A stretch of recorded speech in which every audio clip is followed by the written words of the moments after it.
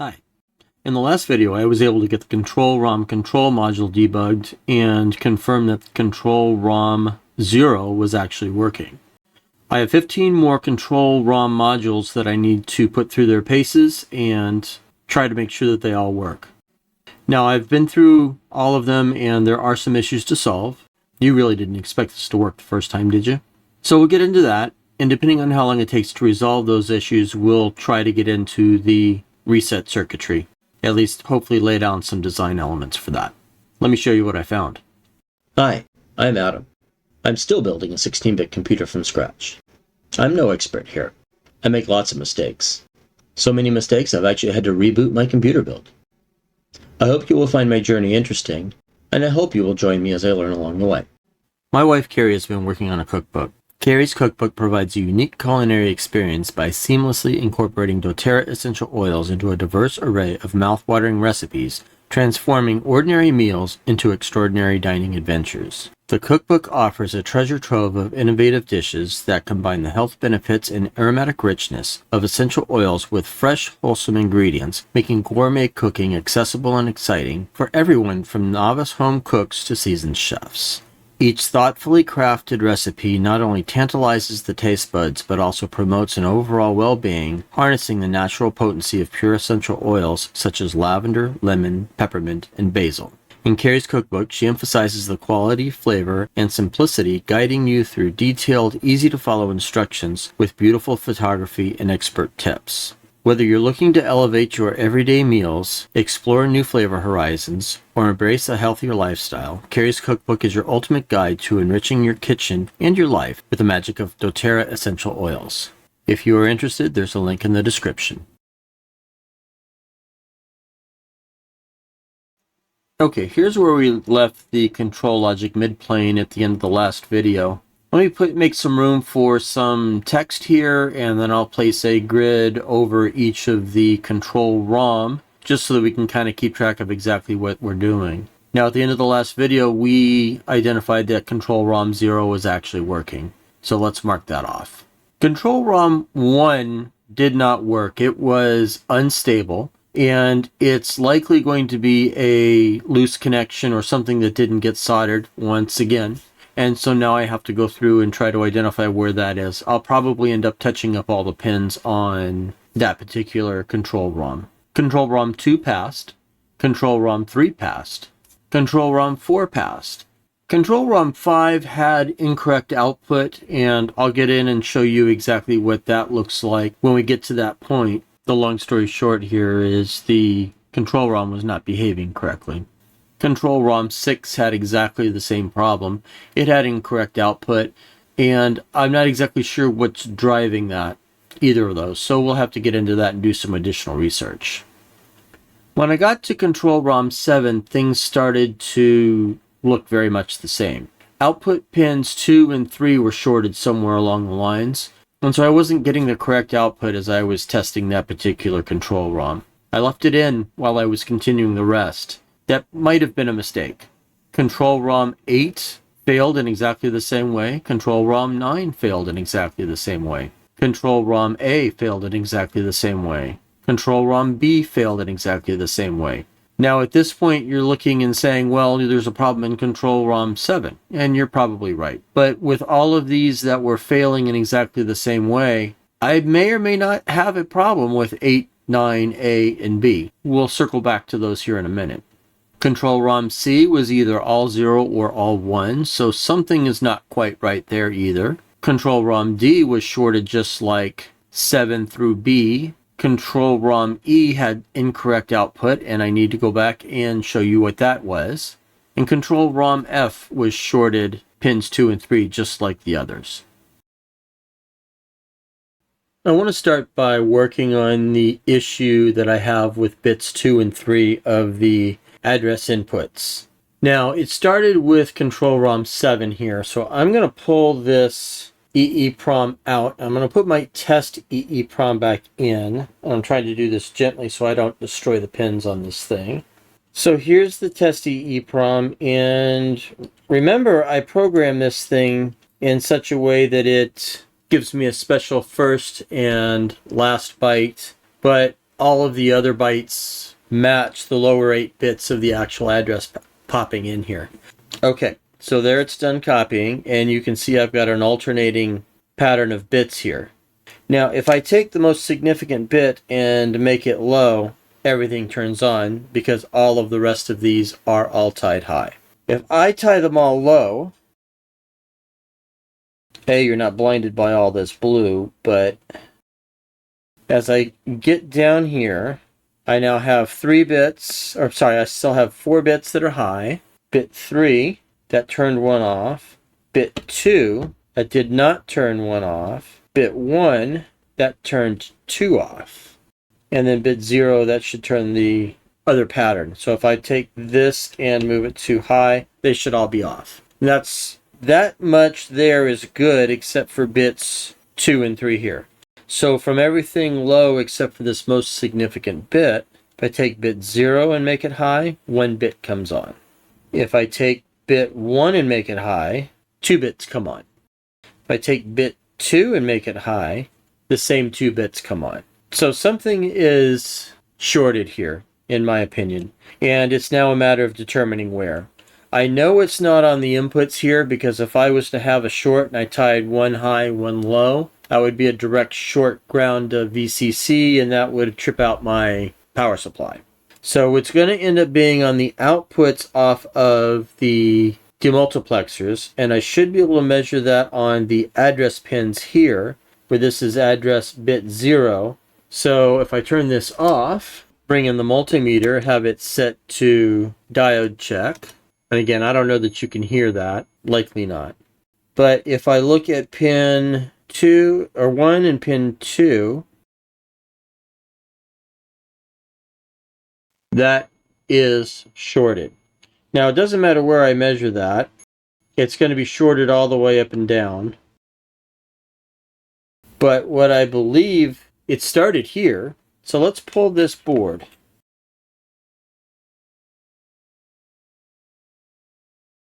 And now let's test this. And my short has gone away. So that means my short resides here. Let's confirm that. And that is short. So my short's somewhere here. Okay, here is the EEPROM module, and I've got it under the microscope here. But these 2 pins have a very clear separation between them, so the short's not there. And I just want to kind of meander my way around the board here and check for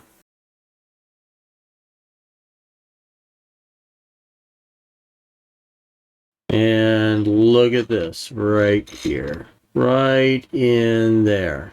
Does that look like a short to you? Because it sure does to me. It also looks like this pin might be floating, and it is. So guess what I've got to deal with? Question is did I miss all of these? No, that feels like it's tacked down. That feels like it's down. That's definitely up in the air. All right, well, let me warm up the soldering iron and I'll see if I can't get this fixed and see if I can't get that to sit down a little bit better too. All right, let's see what we can do with this. I'm going to give just a touch of flux in there. See if I can't get that to pull out. It does look improved.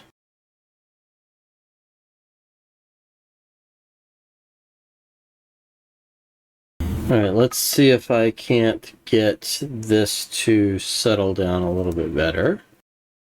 And notice I did miss the one that is a problem. There, I think I've got that. Okay, that looks reasonable. Okay, I'm back in the mid plane. I still have my test EEPROM in here, but before I do anything, what I want to do is I want to test these 2 pins, and they are no longer short. So that is a good thing. Applying power. Once reset is complete, everything is low except for this most significant bit. If I take bit 0 pin 1 and take it high, that is accurately moving the correct bit. Pin 2 bit 1 high, That's correct, only 1 bit. Pin 3, bit 2, again, that's correct, only 1 bit. So that is now working properly. Both pins 2 and 3, bits 1 and 2, are both accurate. Now there were a number of these ROMs that actually had a problem that was exactly the same as this. I now need to go through and test real quick to see if that's been resolved. I'll come back and report the results. Okay, we established Control ROM 7 is good. There are 6 more that were impacted by that same problem. Control ROM 8 tested good. Control ROM 9 tested good. Control ROM A tested good. Control ROM B tested good. Control ROM D tested good. And Control ROM F tested good. So that's 7 of my problem EEPROMs that have now been cleared up. That leaves me with 5 yet to sort out. Next up, I want to focus in on Control ROM 1. It's also going to be an easy one to track down, and I'll show you the behavior that I found. So Control ROM 1, I have the input set so that all the lights are going to turn on. I don't have my test EEPROM in there. So all of the bits are high, and just keep an eye on the lights here as it stabilizes after the copy. And now it's done copying, and the lights tend to fade away. If I give it a tap, the lights come back on and they fade away again. So something is very clearly making marginal contact or floating, and I need to pull that particular control ROM and put it under the microscope and see what's going on with it. Actually, before I get under the microscope, I actually want to do one more test, and that's on this one. Now, I know the LEDs are bad, but the question is, are the signals bad themselves? So all of these should be on, and I can check here for voltage and see what kind of voltage I have. That's showing 0. That popped back on. That's showing 0. That's showing 0, but then it popped back on. So that tells me that the problem is not just on the LEDs, but also on the signal pins. Let me get a schematic up for you. So this is my LED here on the Control ROM module, and it's driven by bits 0 through 7. The output of bits 0 through 7 is the output of the latch. Now my signals going off are also driven off that latch. So my problem is either going to be the 74HC574 or its source, which is going to be the SRAM. The 74HC541 line driver only comes into play when we're loading. So either the SRAM as the inputs into the latch or the latch itself as the output is going to be the problem. Now I think I might be able to narrow that down even further, because if I take my CPU clock and just tie it low, I cannot get those lights to turn back on, which means the latch itself is latching what it thinks is a good value coming off of this SRAM. So I'm betting my problem is going to be somewhere in this SRAM here, where I need to trace that down and probably touch up all the pins. So that SRAM is this IC here, and I will pull that module out, and that'll be the focus of where we go under the microscope. So this is the SRAM module here. Pin 1 is right up here where this little divot is, and then my control pins are on this side of the IC. So let's take a look and see what might be a problem here. Nothing there looks horrible. Let's try looking down the edge here. And some of them look like they may not have a really good connection. I will say, for example, this pin looks like it has very little solder on it. So I'm going to go through and just touch up all the pins on this and just make sure that they're all doing exactly what I think they should. So I will start with some flux, and I will likely, well, I'll have to add some solder to several of these.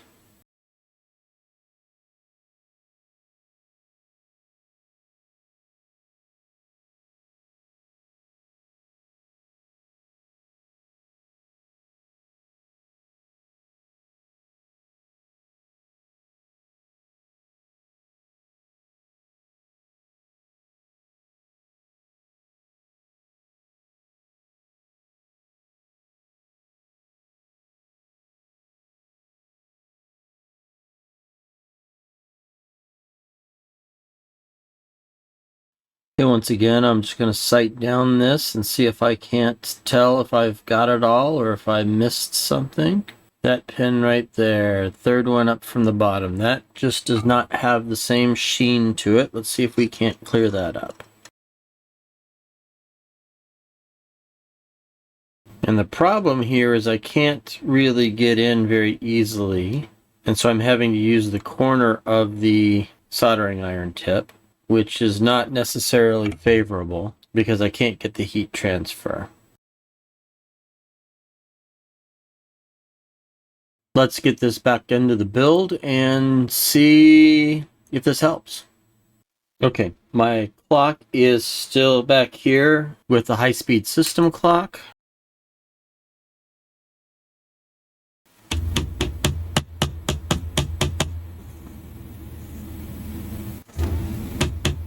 That looks stable to me. Control ROM 5 is also very easy to see what the problem is. Once the copy is complete, all of the lights should be on, but I've got data pin 2, 3, and 4, or bits 1, 2, and 3, which are all supposed to be on and they are off. Now, if I check the outputs, that's low, and that's low. So once again, I'm back to, is it the SRAM or is it the latch that's the problem? In this case, I don't have the ability to set this to be low because the inputs aren't changing. They are static. So it is going to be either the latch or the SRAM that's the problem. Let me get the microscope out. We'll take a look at that one. Okay, now before I get into this, these are 3 very specific bits which are giving me trouble. And so this is going to be bit 0 pin 1, bit 1 pin 2, bit 2 pin 3, and then bit 3 pin 4. Now if I look at this on the SRAM, the question is do those look like they are suspect? And I don't believe that they do. So now I have to go to the latch. And my latch is here. And those are my inputs. And once again, those don't look horrible other than all the dust. Here are my outputs. There's a couple that may be of concern. Let's see if I can get this in shot. Okay, so down in here, this pin right here may not be soldered down as completely. Again, that's this pin right here. As I put it out of focus, so let's see here. Again, that's this pin right there. I'm going to say this is probably suspect and I need to touch up all of the pins here, but I'm going to go ahead and do the SRAM as well just to make sure that I cover all my bases. Now, once again, I've got a very tight squeeze for the soldering tip in here, so this might be a bit of a challenge to get it all retouched.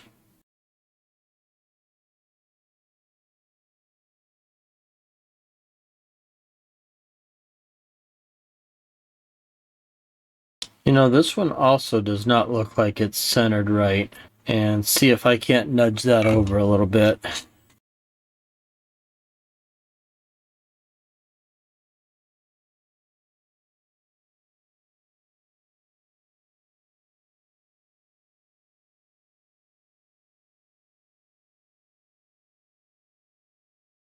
Okay, let me get this cleaned up and back in the build. Okay, let's see how we did. Well, I improved by 1 LED, so something is still not quite right. I nudged this HC164 back into place, but if you look at several of the pins, they just do not look right. So the problem may be not necessarily with the SRAM, but in how it's being copied. And so I want to get this touched up. This is still hot from the hot air, so I have to be careful here.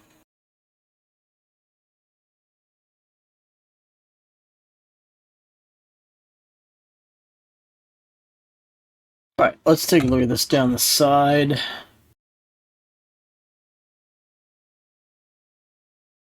That looks better. Let me clean that up and we'll give it another try.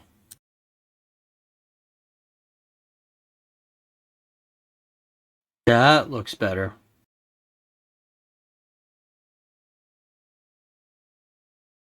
Much better.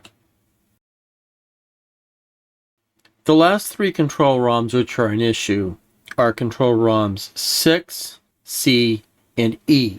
And when I turn this on and let it go through and do its copy, it looks like everything is good here. And if I take the least significant bit off, it zeros. It looks like it's working here, but with the test ROM in it, I was not getting the correct results. So what I'm going to do is I'm going to go straight to the microscope with each of these and look for things that don't look right, see if I can touch up pins, and see then if I can't get this to work right.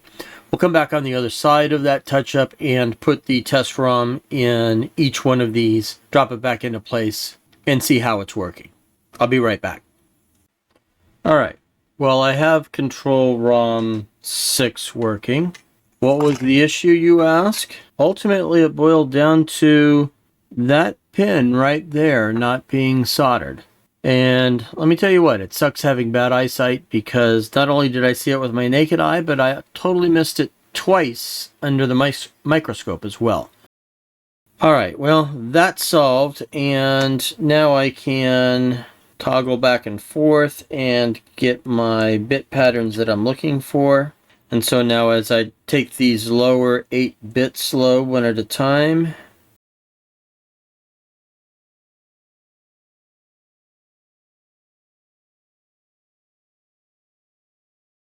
that's now working perfectly. Let me do some more digging. Let's test C. Okay, C is starting out good. And as I change these bits one at a time, and then now the lower 8 bits should turn these LEDs on one at a time. Okay, that's my special pattern for all high, and that's now perfect. I managed to touch those pins up properly. Okay, let's give E a try. That's all high, that's the special pattern, working from the least significant bit.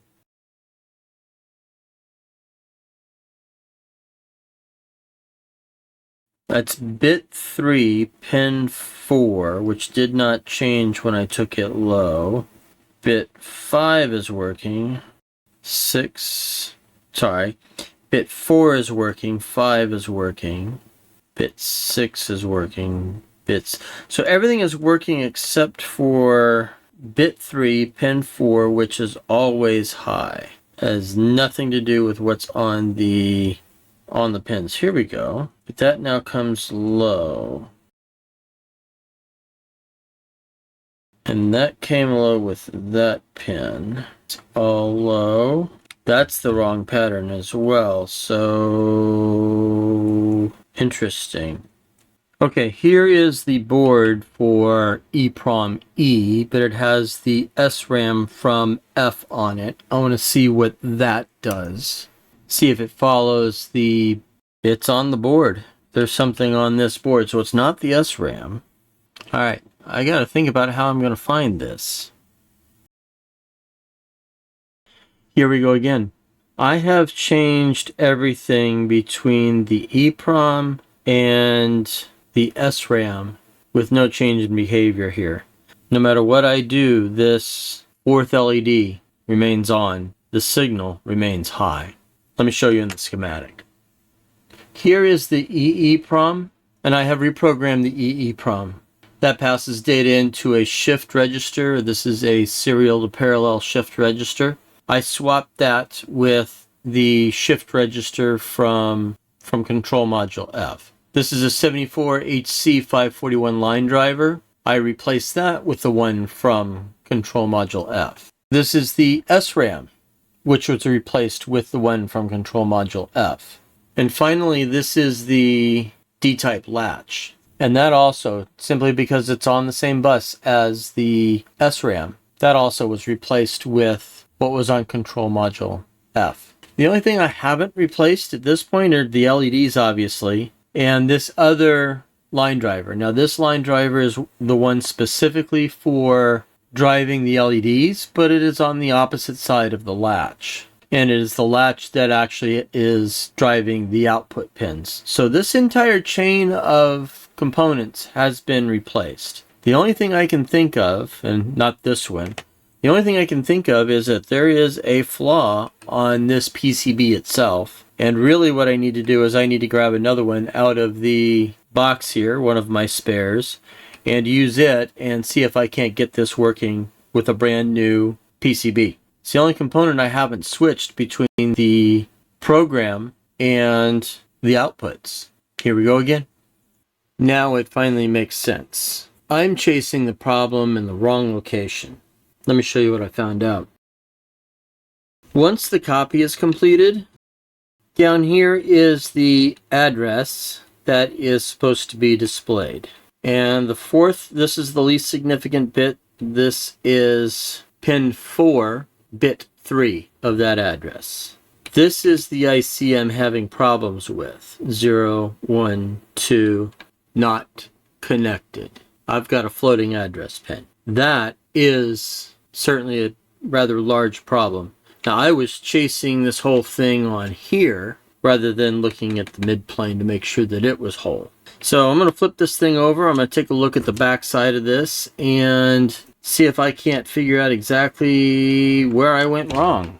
I have not looked yet. That should be here. Well, I don't see anything that is significant, so let's not short this thing out.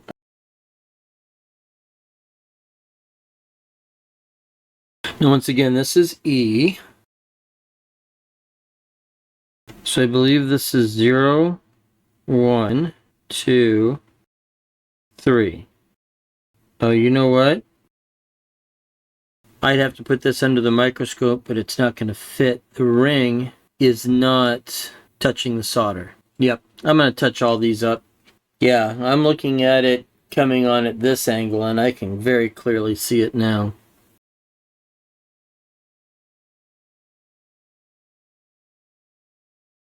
I suspect I'm not cleaning my soldering iron tip frequently enough or good enough, because it appears that everything's burning off and I'm left with just molten lead hanging off the end of the soldering iron. But I think I've got that touched up much better now. Let's give that a shot and see how that works. Okay, let's see how this goes. I have my test ROM in there. That is a good test pattern. That's good zeros.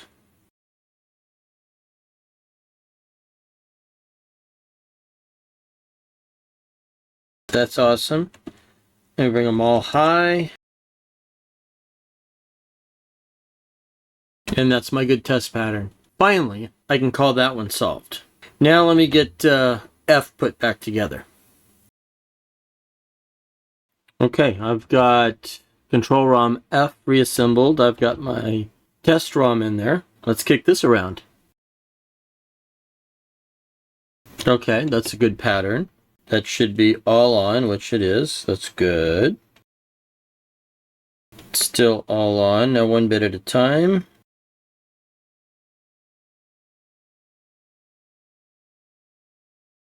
Very good. I reinserted the EEPROM for Control Module F. I have everything set to high.